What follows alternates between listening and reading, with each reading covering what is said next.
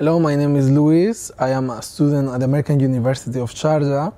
I am majoring in public relations with minors in international studies and governmental studies. I was one of the 30 students chosen recently for the last trip organized by the Office of Student Affairs, a trip to China as part of the multicultural learning program. The trip was a very good initiative because it gave us the opportunity to different people from AUS, from different cultures and different majors, to interact and have fun in an experience outside the university. So the trip to China was as well very interesting because it gave us the opportunity of discovering, for many of us, a totally new culture.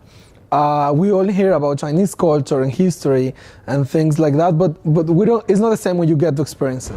So we went to Beijing and Hong Kong. Beijing was very interesting. Was of course a very ancient city where we could visit the Great Wall and other places like the Forbidden City, which for me was very, very exciting.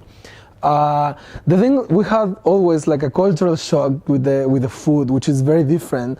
The idea of the Chinese food we have here, it's totally different to the real Chinese food. As well, we experienced, Hong Kong was much better because Hong Kong, the weather was better. Beijing, we were minus 18 degrees, but Hong Kong were about 20. And the food as well, due to the British influence of the British occupation for so long, then the culture of Hong Kong and the social, political, and the everyday life is very different. It's more familiar to the Western people.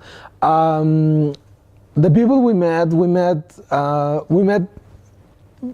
The people particularly I like it better in Beijing than in Hong Kong. I feel they were more friendly. It was just very nice because we got as well to experience with the administration, like the Vice Chancellor for Student Affairs and the Director of Student Organizations and Development. Usually when we meet them here, it had to be all formal, and we have this idea about them, like everything has to be, very controlled and things like that. So now that we got to interact with them, outside, not just of uni, but outside the UAE, we could see the other side of them, the more casual.